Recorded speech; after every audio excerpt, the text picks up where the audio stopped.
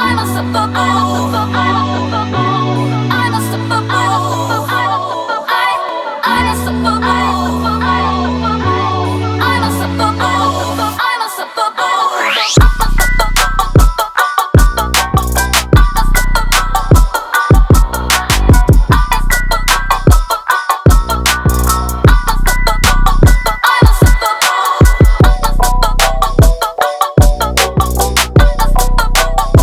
How you doing, Pretty Red?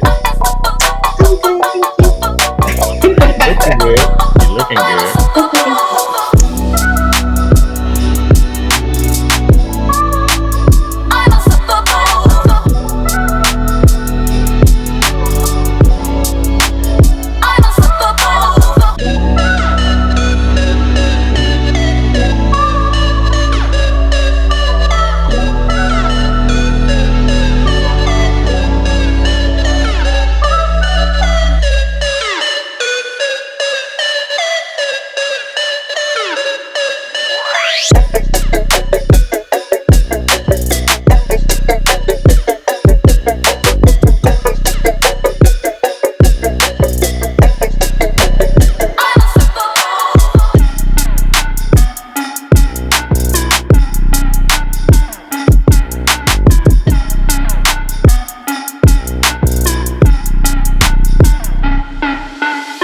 I'm unstoppable, yeah, unstoppable. I'm unstoppable, yeah, unstoppable. I'm unstoppable, yeah, unstoppable. I'm unstoppable, yeah, unstoppable.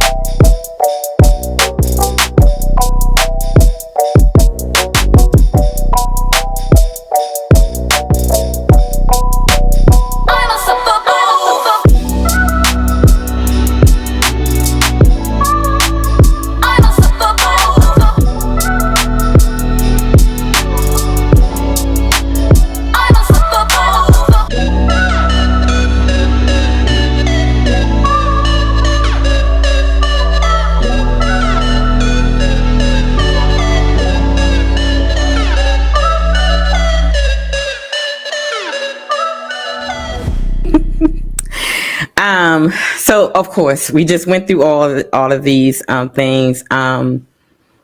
So you may have sensed that, something's wrong with your child, and you take them to the doctor, you get them evaluated, you're hoping for the best, and then the doctor tells you, oh yeah, your son or daughter has autism. So then you're like, okay, at this point, from the time they say these words, well, really, the time you feel like something is wrong, you start to go through these stages of grief. It's never, clear cut. You may skip over a couple stages and go through, others, or you can, go right back to the first one. Sometimes I have experienced that. I went right back to denial at some point. But it's important that the most important thing is to be patient and kind with yourself as you grieve, because we have to look at it like, how can I say it? When you have your kid, the baby comes out, 5 fingers and toes, 10 toes, 10 fingers and all that. And he's so beautiful. She's so beautiful. And then in your mind, you have this thing, okay, my child is going to be this, my child is going to be that. And then when you hear a doctor or someone tell you that, no, they're not. They may never talk. They may never do this. They may never do that. You are literally experiencing the death of what you thought your child would be, what you inspired your child to be. Hearing that, I can remember when, doctor was like, my kid would never read.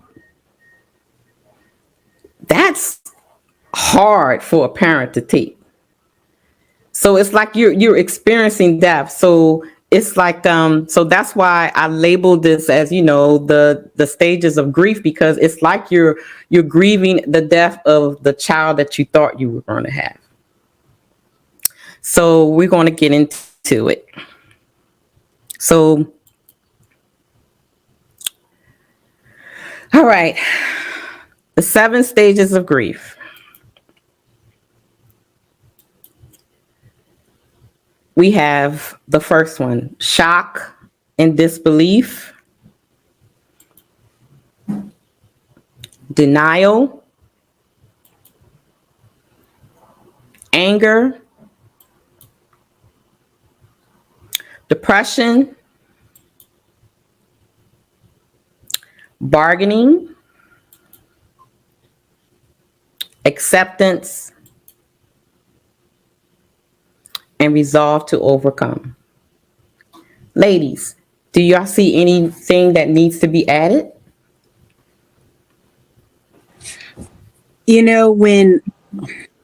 So my son wasn't diagnosed until he was 12 years old.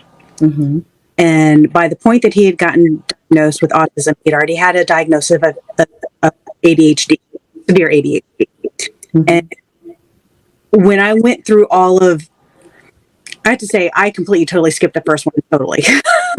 And I went straight into the difficult. But I mean, in there, at some point, there is also a point of validation, because, we come to the point when we finally not accept it and overcome it, but we're validated that, how we move forward. And for me, that was a huge point when he got the diagnosis of autism, because we had been battling with so many things, and I had already gone through all of these other steps of griefs. Mm-hmm. So when we got to the autism, and I kept saying, there's something more here, there's something more here. Mm-hmm.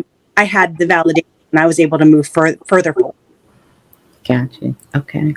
I think I need to move us, because, wait a minute. There we go. We was covering up some stuff. Nikki, you have anything to add before we go to the first slide? To add to what she said, to finding out at a later age for her child is important, because it does happen in different stages and phases. For people, a child can stop developing at 7, or 5, Mm-hmm. or 12, like she said, or even 15.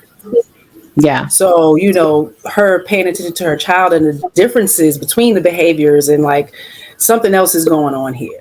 It Mm-hmm. can't just be, ADHD. So kudos to you for being an advocate for yourself as well as your child.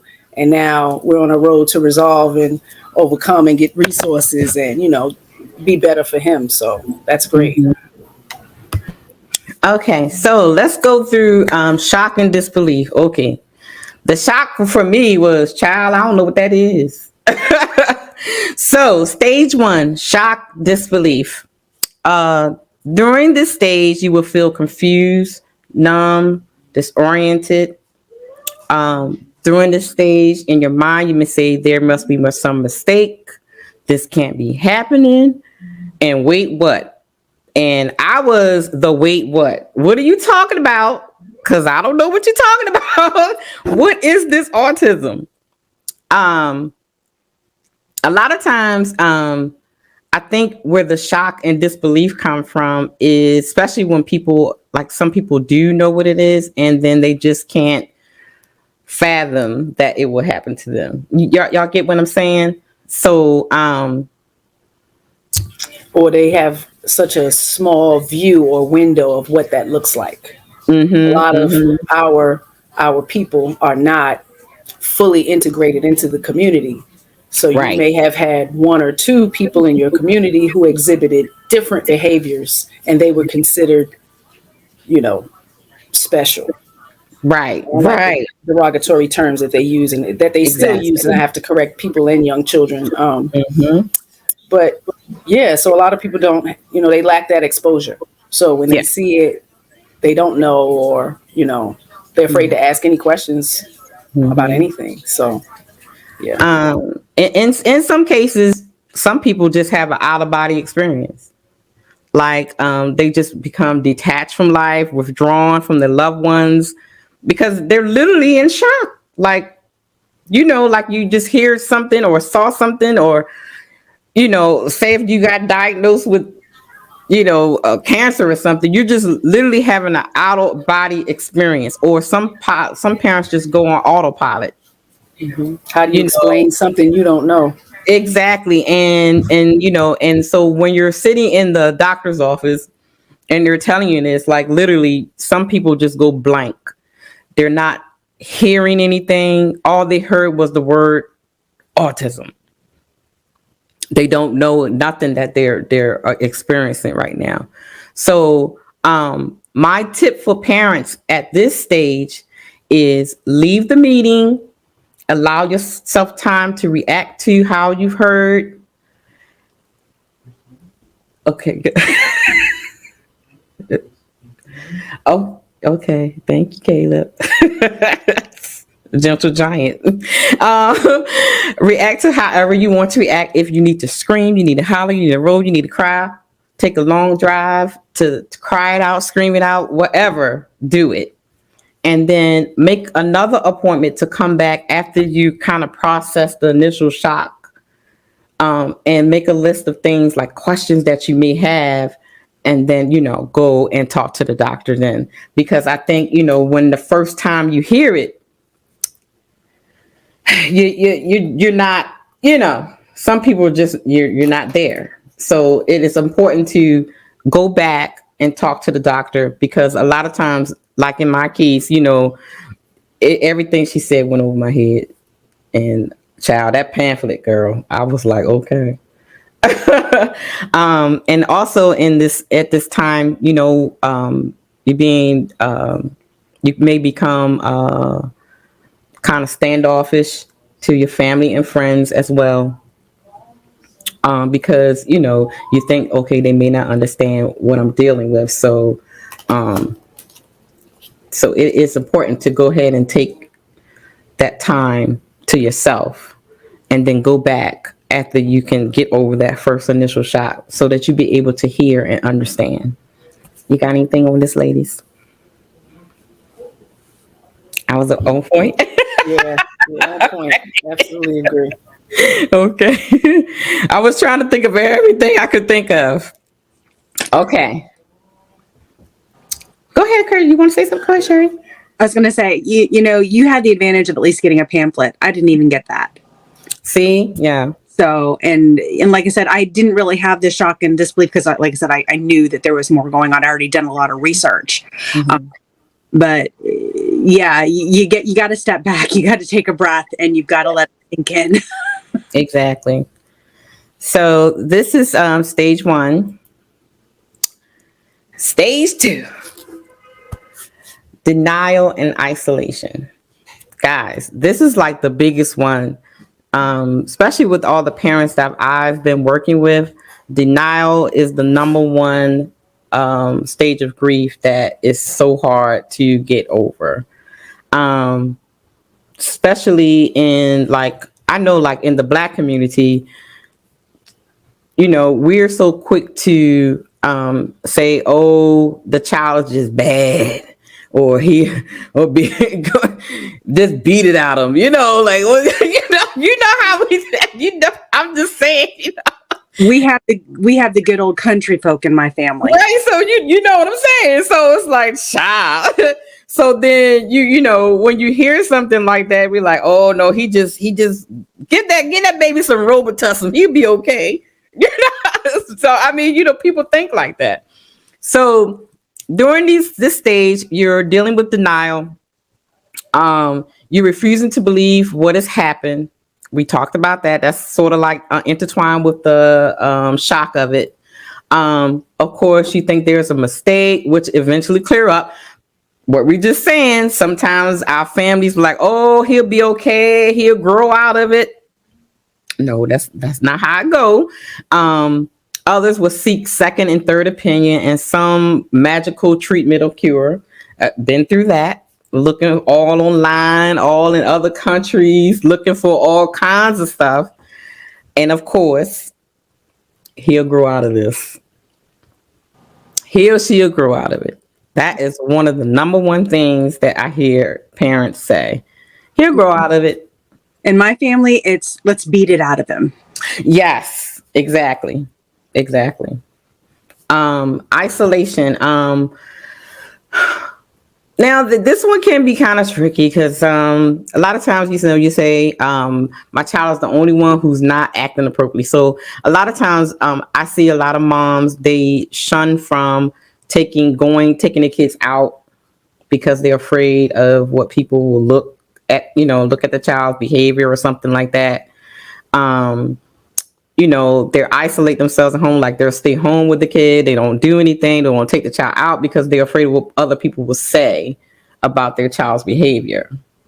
And some people, and that can cause another problem that we'll talk about, of course, depression, because you're not getting interaction and you are actually harming the child even more, not letting him get interaction with other people as well.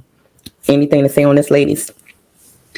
Denial is a huge issue, not only for the parents finding out, but for the friends and family. I heard many people grow out, but I also heard that's a typical teenager. That's a typical preteen, which doesn't make it right. And then you have the side of the people who live in that box, who believe that it's really not a disease. It's really not a diagnosis of any sort.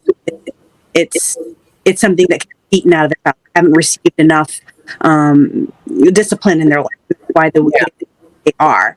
And denial, like his father still has that denial all of these years later. He will not. He has the firm mentality of, well, you're going to act up, I'm going to beat it out of you. He doesn't understand the meltdown. Right. And that's all part of the denial. So you have that on more than just the parental front. You have it across the board with everyone that you comes in contact with the children. Mm-hmm. Nikki?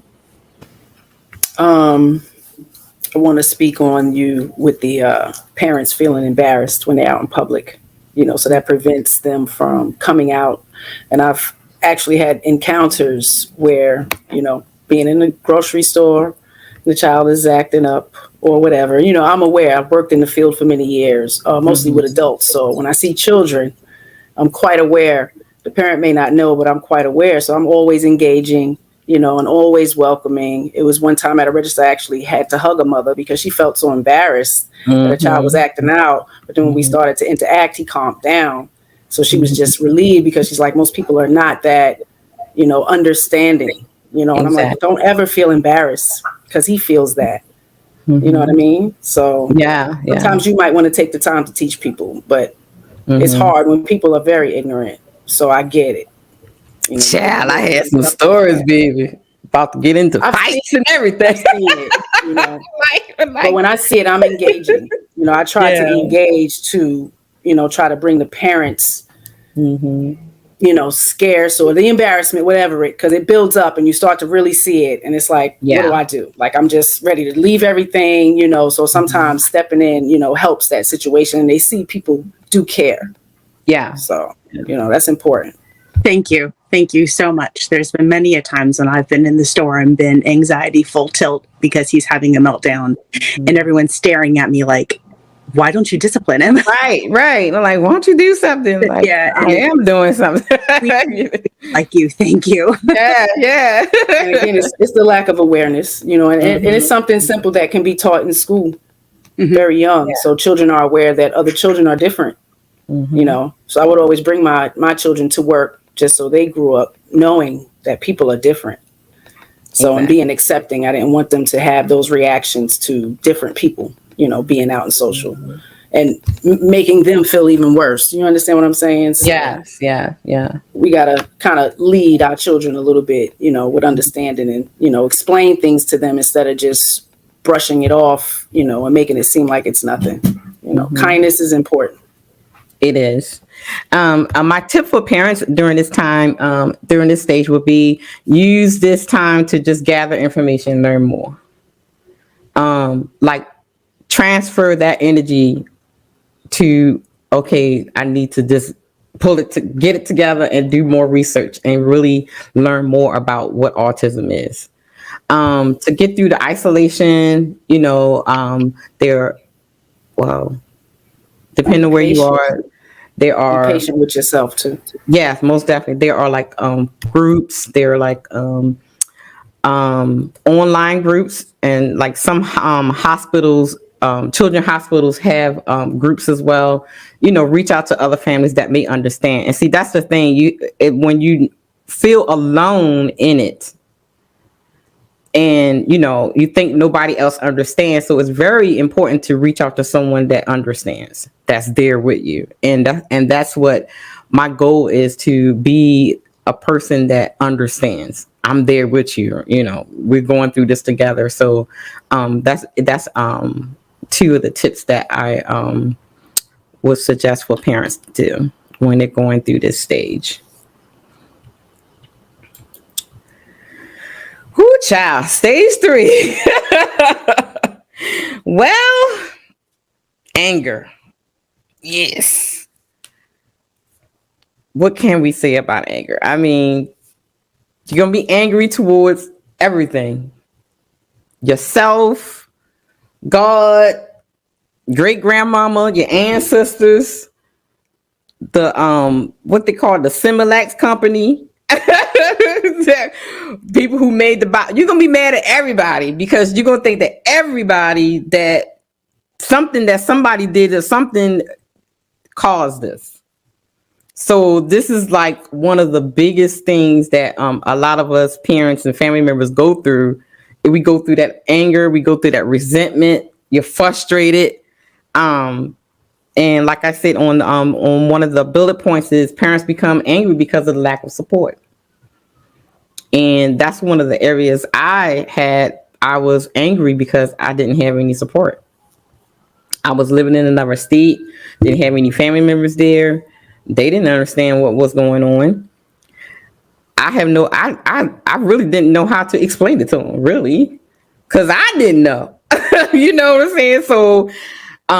So I became very angry with God and everybody else because I couldn't see my way out of it.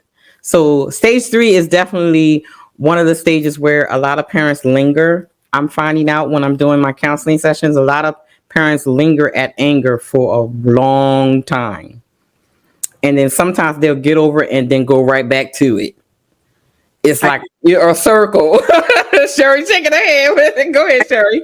All these years later, I still have bouts of anger. Mm-hmm. And like you said, it's from a lack of support because I'm a single mom doing it all on my own. And, you know, and I get so angry. I get angry at God for making this happen. I get angry for not being able to do something about it, to make things better for him. I get angry at the school. I get angry at me. And it like I said, and it's a vicious circle. And you think you get over it and you get through all of these, different grief cycles. And then all of a sudden, a year or so later, something will happen and yeah. back in the shower crying. Yeah, exactly. Yes. Like, I mean, and quite honest, from my perspective, you really don't get over any of it because it's like a cycle. It's like a vicious cycle. You're going to go over it over and over again. Like you said, it's going to be something that will pop up and then you're angry again or you're depressed again. So yeah, it's yeah. We have a comment in the so Tata said, hold on, let me pull it up. I can read your comment. He says, when it comes to anger, how do you keep from going into a downward spiral? Anybody want to answer that? If I can catch it after I've had my cry spell, because I've got to get my cry spell out. I locked myself in my room, in the bathroom, whatever. I've learned through helping my child that binaural beats are an amazing, amazing help aid. They're a meditation. And I will just put those into those and let my body absorb on them to kind of bring myself out of them. Because there's different beats for different things. There's calming, there's sleep, there's positive. Yeah. I will find the positive ones to kind of regroup and get my body back on the right path. Nikki, do you have anything to not let your anger go into a downward spiral? Do you have any tips to not? I'm for positive affirmation, positive words, trying to give myself a pat on the back for what I did feel successful in versus, beating up myself for maybe not being successful in something that's happening at the time. You know what I mean? But like she said, getting that cry out, it's a relief. You know what I mean? It's such a relief to just get it out because you're so frustrated and overwhelmed that's what it does. It just makes you cry. Like, it's not science. Tears, they build up. Sometimes your face is swollen, your eyes hurt, but you go through it and, got to think positive for the kids. The next day is coming and we're going to have to do it again. Yeah. So, and like for me, it's like music and cry. Just, take a moment to cry it out, pray, scream, holler, play some music and go to sleep and do it all over the next day. That's all you can do because it's not about me. It's about him. So you have to make sure you just try to, I won't say like, get rid of all the negative things, because you're not going to do it, but try to balance it, make sure that positive things, positive feelings and positive energy is more than the negative. Are we just moving right along? All right, stage 4. Depression. This is the one I struggle with. I struggled with this one when Mr. Caleb was diagnosed with it. So, of course, you start to beat yourself up. You're blaming yourself for your child's diagnosis. I went through that. I literally sat down and wrote out like all the things that I would eat, that I was eating during pregnancy.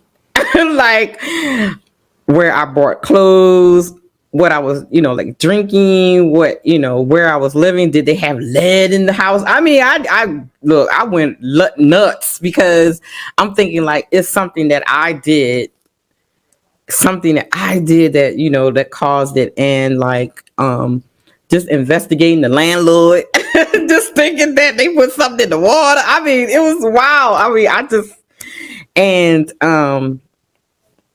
I told this story, like this is when I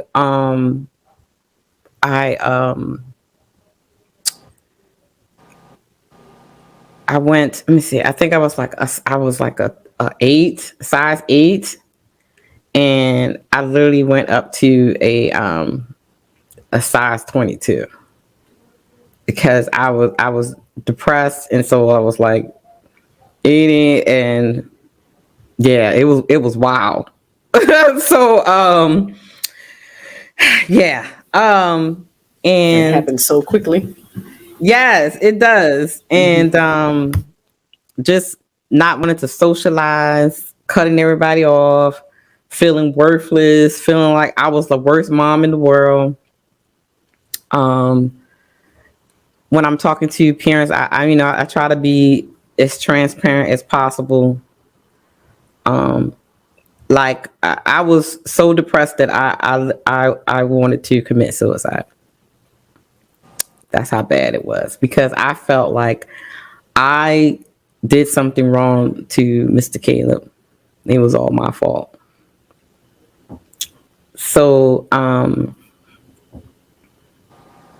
that was a really, really hard time. So for a year, I went through like severe depression. And again, didn't have any support. So that caused me to have a rough time getting, out of this stage. One of the points I have here, you feel confused, you're powerless, you're stressed out, you're sad, you're feeling guilty. And then another part, I was very irritated with everything. Like, child, leave me alone. Like, I didn't want to be bothered with nobody. And like, you talk about I don't do humans now, baby. I didn't do no humans then, girl. I really didn't do humans then. So this is a real serious part of the stages, because like I said, I had suicidal thoughts. So it is very important, again, like we just said, having that support system.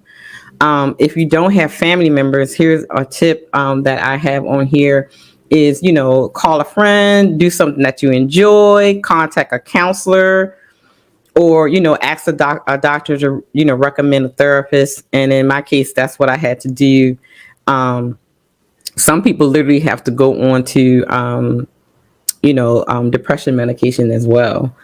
During this stage, don't be afraid to talk about your feelings. And that is one of the things I find a lot of the parents that I work with, they don't talk about their guilt feelings, or they're afraid to, confront, how they feel, what they believe at the time, because they may be going through depression and still be in denial. Y'all get what I'm saying? So it's very good to, talk with someone.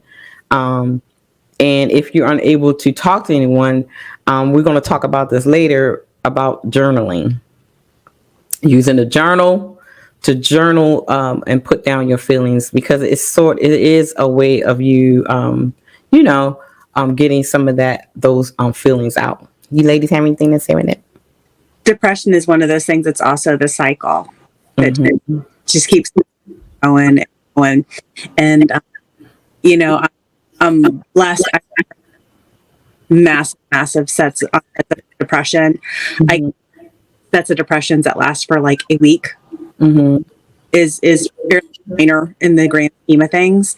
But I know during that time, all I want to do is sleep. I'm really irritable. I can't adult. I mean, there is no not being able to. I can't adult. Yeah. And Monkey is high functioning. I'm blessed. He's high functioning, and he's learned to recognize those. And when he was little, he would actually get in bed with me and play cars on me. So bless his heart, he was doing what he could to try to bring me out. Yeah. But it's really hard when you find yourself falling into that rabbit hole. And, and like I said, mine are very short, and I can bring myself back out. I have, my mom, who is a blessing. And like I said, Seth is the most positive, upbeat kid you'll ever meet. And he is the most caring kid as well. So he gets really very worried when he sees me go down that rabbit hole. And that's when he, just everything he can to get me out of it. But you've got to have somebody there. I mean, when you don't have a support system, it's really hard. You have to have an open line of communication with your doctor, a friend, a family member, even a group, a Facebook group, somebody that you can just spill to. Yeah, exactly. Nikki? I agree. The support system is very important. But like you said, going through the anger before the depression, kind of isolate yourself. So now, we need people. But the resources that are out there now, getting other parents together, to have group community type situations, to where we can relieve each other. If that comfortability is there and that trust is there. Yeah, respite care amongst each other. I mean, they have it through the organizations, but, parents alone can come together and create that, without the state getting involved. Exactly. Yeah. And that was one of the programs that I had in New Orleans, was that, not only would I have like play dates for the children, but I actually had dates for the parents. We would have the kids, we have like a kid sitter. We had some students from the college that will watch the kids or the young adults, while the parents just had a woosah moment and not worry about little Johnny or little Sarah. They were having a ball, and it was a moment for the parents to just have a moment to talk about adulting, have a drink, have some food without chicken nuggets, that kind of thing, and it really, really helped a lot of the parents, because, we are so focused on the children, we forget about ourselves. Hold on one second, guys.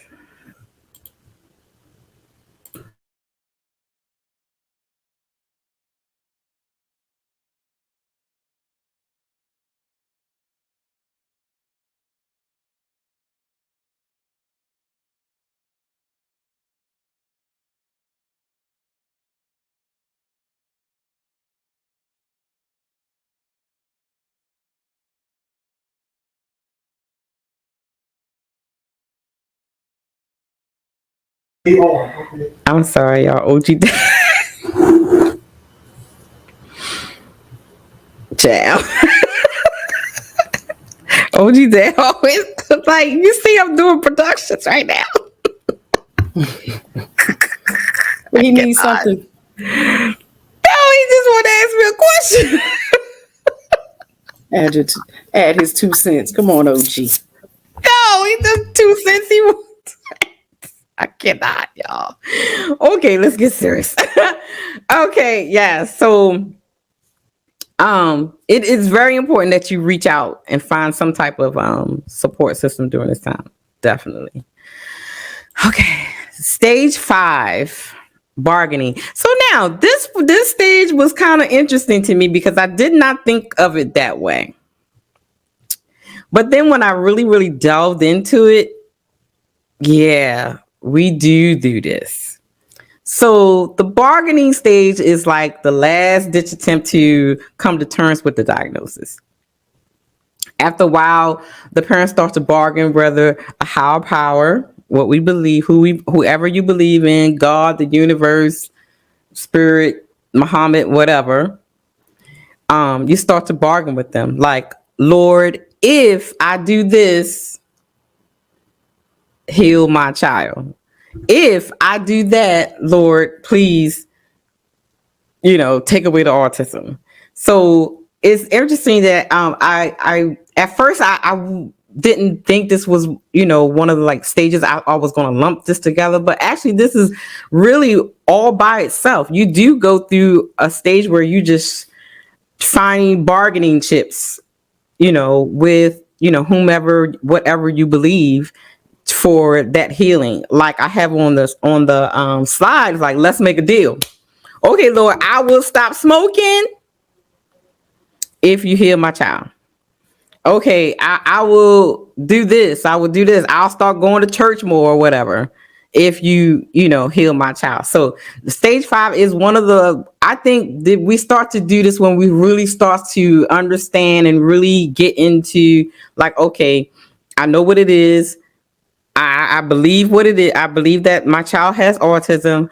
Now, I need to figure out a way to get rid of it. And the bargaining section is like, when you're trying to make a deal, strike a deal with, whom you believe to do a miraculous healing of your child. Like, okay, God, I'll become a preacher if you if you heal my child. So this is one of the stages that we do go through, and it may not be as you praying to God to heal your child, but most people do.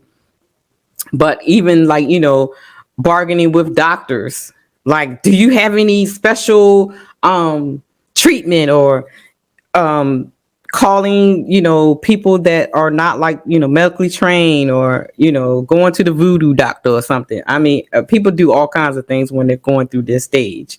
What you think, ladies? I don't remember going through this stage. I honestly don't.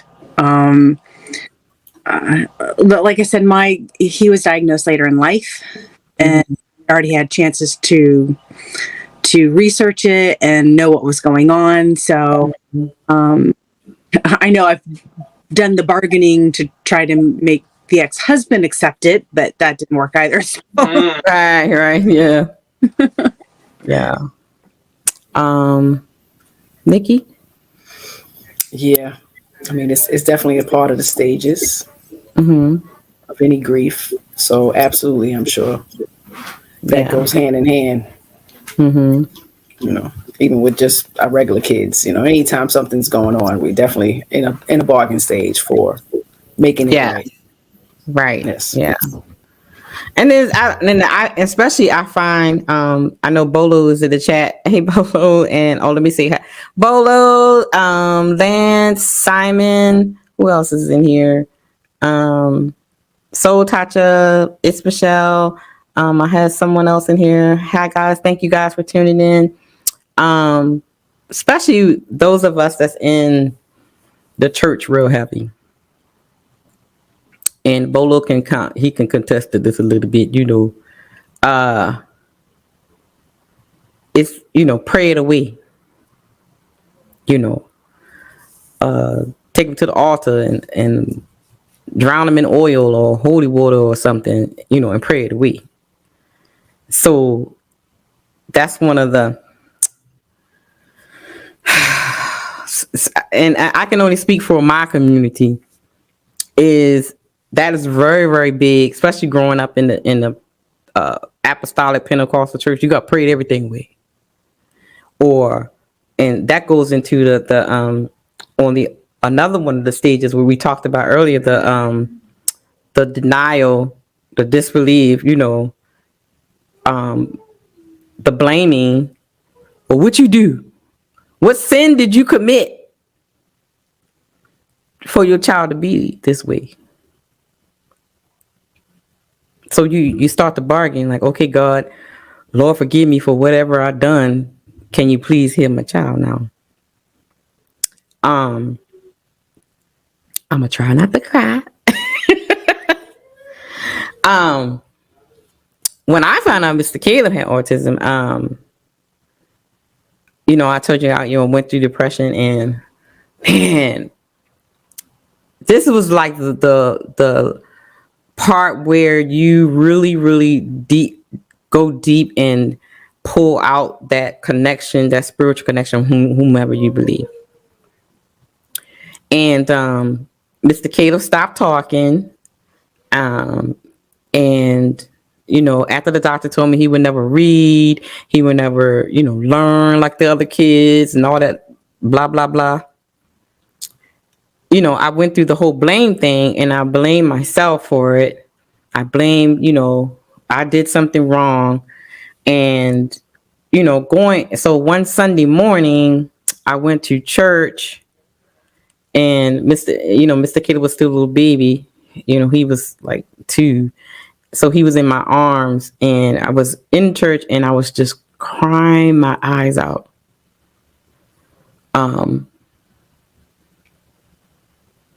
Because I'm thinking that something I did wrong that caused him to have autism. I mean, when I say I was crying, boo-hoo, snot, I didn't care. And Mr. Caleb was in my arms at the time. And it was so ironic that the message that the pastor was preaching, he said, when the scribes and Pharisees brought a deaf and blind man to Jesus and says, who sinned, the mother or the father, to cause this man to be deaf and blind? If anybody know the story, Jesus says, neither. He's this way for my glory. And when I tell you, I'm trying not to cry. Mr. Cater was sleeping, but at that point when the pastor said that, he wiped the tears off of my cheeks and placed it on his lips. And right then and there, it was like God was telling me, oh, he's going to talk. And lo and behold, yes. Mr. Caleb is not, he started talking like a month or 2 later. So I go to say this, to say that, I know a lot of times people don't, put, faith in God or whatever, but it's so important that you have something to hold on to. And I have to say that at that moment, me and Mr. Cato's life changed for the better. Because then I became a mama bear. It was no more crying. Literally that one day, that Sunday morning, after that message, and after Mr. Caleb wiped my tears and put it on his mouth, I had no more depression. I just went in for him. So I can understand this stage a little bit because I, went through that. God, where are you, God? Where are you? Didn't I do this for you? I'm a preacher's kid. What? Amen. What? Okay. I'm a pastor's kid and you gonna do this to my baby? What? No. What did I do wrong? So yeah. Stage 5. Yeah. I did go through that stage. Ladies, got anything on this one? No, you did great. That was absolutely great testimony. Yes. So, I mean, yeah. Look at him now. Oh, Lord, right? So, my tips for parents will be talk to family and friends about your bargaining hopes and join a support group. They may be able to provide you with some perspective as well as support you with your woes of being, you're going to be disappointed because, the bargaining thing is not going to work. So let's go on to the next one. We almost rolling through. I'm thinking I might have to do like a part 2 to this y'all call, because this, yeah. All right. And I know it's green, but the child is like being, here he is. He won't leave me be. And that's okay. All right, guys. This is the one that we hope we get to quicker than later. Stage 6, acceptance and hope. Acceptance means that you feel some control over the situation and your feelings and about the diagnosis. Acceptance also means that you are beginning to look at your child and see the person and not the disability. That is one of the main things that I preach. Is that you start looking at your child as a person and not autism. I would never, one of the things that I've always put in my mind after that Sunday is that I'm never going to treat Mr. Caleb like he's disabled. I'm going to treat him like a regular kid. And that because a lot of times when we label our children, they feed off of us. So they may want to become better, and make those milestones and things. But because we are just constantly looking at them like, oh no, look with those kid glove hands, you know what I mean? Y'all get what I'm saying? So, it's important to see your child as a person and not just, autism. Because in the long run, it's not just going to hinder you and his or her development, but it's also going to hinder the child as well. If you constantly, that's all you see your child as autistic. And I think a lot of parents turn around and do that to their kids. Yes, a lot. It's funny because, I'll see, monkey against another child who's the same level autism, and while they have differences, but they're the same level autism, but the other kid can't do half the things that Seth can do simply because I have pushed Seth to be as normal. I'm going to use the term normal. No one's normal. Yes, that's for sure. Push the kid to be as productive in society as he can be, because let's face facts, we're not always going to be there for them. Exactly. And if I do everything for him all the time, he's never going to learn those skills. Mm-hmm. And it, hurts me, the other autistic parents, kid handling their children like that and not allowing them to experience life and learn grow. Mm-hmm. Mickey? Yes, I agree with you, ladies. Again, I worked in the field for many years, and a lot of the guys I've worked with were much older. So I got to see the parents in their older years, the 70s and 80s, like you said, in full acceptance and, don't wear their child's, disability or intellectual disability on their shoulder. These are, this is what he likes, this is what he does, he works, whatever the case may be. So just them being individuals, accepting that is awesome. I get to see the later on years, y'all guys are still pretty young. So to see that growth and the love in the parents and the child, prosper so much throughout the years, because there's so many programs that when they do age to a certain age, they can live independently. So it's so many resources out there now. Yes, acceptance is beautiful. Yeah.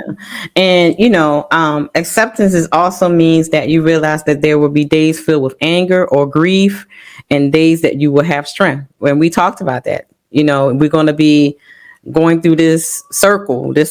One day yes, go ahead, Caleb. Caleb gotta go. And then be like, oh, my baby. Hey, you're gonna do that. Some days you're gonna feel like, mama bear, and then the next days you feel like, a little cub, and you want to crawl up on somebody and cry. I've had many nights where, I just cry all night long because I'm like, oh my God, what's going to happen? Oh, he's getting so big now. He's a teenager now. Oh my Lord. So yeah. So, and acceptance means noticing that you are fighting against and validating your desires to fight against it, or reorientating yourself to the reality of the moment you are in. That means, accepting your reality where you're at. Like, we're not doing a metaverse and stuff. Okay. So, and, also, this is a stage where you start to feel some hope. There is hope. You're getting the information that you need. Your child maybe now starting to get, therapy, the services they need in school and things like that. And then at this time, you probably see like little things that he or she is doing, like, oh yes, he can do these things that the doctor said he would never do. So this is a very positive point in the stages where you can, how can I say it, see the light at the end of the tunnel, so to speak. I love the comment that Trash Can just said. He said, autism can be a power when the child got a mother like you behind him, pushing him. Oh, thank you, Ocean. And I have to say, many of these guys have some awesome superpowers because they can read the BS in a lot of you people out there. Yes, they can. That's one thing about them that I always love, the honesty. Child can be no lies. No lies. Yes. Okay. Oh, wait, y'all. It's story time, y'all. We're gonna talk about Mr. Caleb. Story time. Mr. Caleb, that is so true. Mr. Caleb can read you. I'm gonna tell you something. If like a man that has the wrong spirit or something around me, oh, Mr. Caleb gonna put space between me and that person. He is not gonna let you come near me. Don't say nothing to me or nothing. Like, no, okay.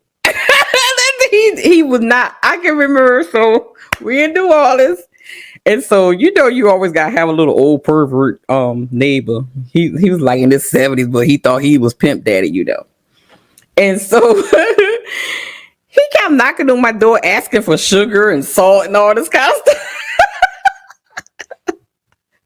So one day he asked for, so he came to the door, knocked on the door. So I opened the door, and Mr. Caleb came flying out his room and slammed the door in the man's face. And he was like, no, okay, no. Mr. Caleb was not having it, y'all. He was like, you get away from my mama, dirty old man.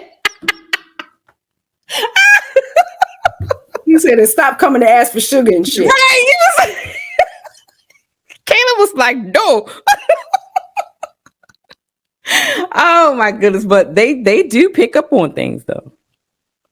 They do. It's like their spidey senses are heightened more than anything else. And I have to say, like the ladies know, Mr. Caleb is like the Credible Hawk. This boy has the strength of 99 people. Seriously, like this whole thing with his foot and stuff. I'm telling y'all, it took 7 nurses, him being restrained on the gurney, 2 doctors, me, pop, and this boy still was moving the gurney. They were like, "Does he play sports or something?" Like, no. They was like, "He is strong." So I got me a superhero, y'all. I'm trying to tell you. So yes, they do have superpowers. Trash can. They do. Even the nonverbal ones. Yeah. Yes. Let me tell you, you'll never know what's going on in their minds inside. Exactly. I took care of a lot of many. Yes, that's right. Man said deny like a Visa at the Dollar Tree. Yes, he denied that interest, baby. Yes. Caleb was like, no, not today. So this stage that we go through, this is, like I said, it's like the light at the end of the tunnel. And so we get to the final stage, guys. Uh-oh, did I go? Ooh, sorry. I'm missing one, but okay. One of my slides is gone. Oh, there it is. Oh, okay. This is what it is. Oh, I'm like, where's my slide? Okay. So,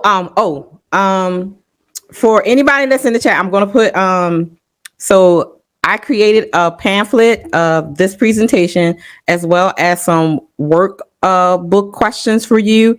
So this is sort of like some of the questions that I have in the workbook so that you can kind of work through it yourself, especially the ones that have newly diagnosed children. This will be very helpful for you. So these are some of the reflection questions that I have for parents when they're getting to from stages 1 to 6. So here's some of the questions. What aspect of my child's true identity am I not fully accepting? What part of the diagnosis I'm still having a hard time accepting? And in what ways, if any, am I secretly hoping that at least some aspects of who my child is will go away, or he or she will become normal one day? That's very, very important. And another question you should ask yourself is, do I have any biases in regards to autism? This is very, very important questions to ask yourself so that you can get to full acceptance of the autism diagnosis. Again, I'm going to put the information in the at the end of the presentation so that those who want the workbook and a copy of the presentation, I will send you a digital copy. So let's get to stage 7. Resolve to overcome. This is when you have a new perspective, you regroup, you reorganize, you do your research, you take it, you're doing your thing. You're doing your mama bed. You have, and some of the characteristics of resolution is you have a sense of relief. You got renewed energy. You're like, yes, he about to do this. You're sleeping better. You're eating better. You're learning to laugh again. You're being more social again, because now you come to an acceptance and now you're at a place where, okay, it is what it is. I know what I need to do for my child to help him through his journey. And so let's do this. And this is the time where now a lot of the parents really get down with it and take action and move forward for their child. So resolve to stand up for your child. There are 7 principles that can be applied to serve as an effective advocate for your child. 1, take responsibility. Learn about autism. Learn. Please, parents, read. you have to become an expert at it. So if somebody asks you anything, you should be able to go with it. Ask questions. Critical thinking. Be discerning. Next principle is speak with authority. So when you go to doctors and therapists and social services, social security, wherever, don't be timid. You have to speak with authority. You have to know, I mean business for my child, because let me tell you all something, especially in the Black community, they not gonna help you. Just like when we go to a regular doctor for ourselves, you have to speak up for yourself. So at this point, you really, really have to speak up for your child. Not just doctors, IEP meetings for the schools, because they definitely will try to railroad you. IEP meetings. I'm a scary bear because I got walked on so many times. So now I know, I've been seeing it. Yes. To go in and do your research and tell them this is a legal binding document. You're putting it in here. Exactly. You have to be strong and not let them walk on you. And I mean, I learned that the hard way. Yeah. And they would do it, especially if they think you don't know nothing. If you go in there and they think you don't know, they will try to give you any kind of bullcrap. They'll tell you anything. And you have to speak with authority. You have to speak up for your child. You are your child's voice. And a lot of parents fail to do that a lot of times. Why? Because they didn't take the time to learn and educate themselves. Know your rights. Learn about the diagnosis. Learn all the services that your child's supposed to have and can have. Alternative services as well. So it is important to make sure you speak up for your child. You are your child's voice. Point blank, period. No ifs, ands, buts around it. Go ahead. No one else is going to know your kid as well as you do. Exactly. You are the best advocate for your. Exactly. And I want to point out, in a lot of these facilities, workers get comfortable.